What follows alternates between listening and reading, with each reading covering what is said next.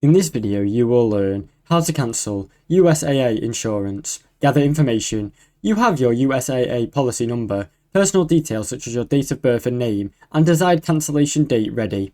If switched users know that the new policy start date or have proof of a bill of sale it's sold to your vehicle.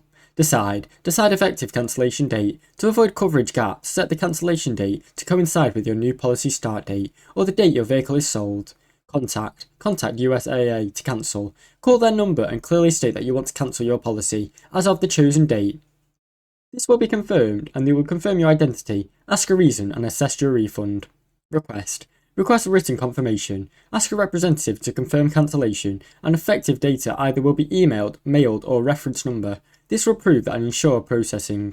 Verify refund and payment stops. USAA does not charge cancellation fees and may be unused premiums. Ask when and how you'd receive the refund and cancel any auto-pay arrangements.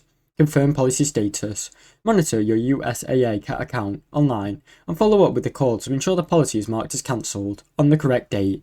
Now you know how to cancel your USAA auto insurance policy. Thanks for watching. Don't forget to like and subscribe.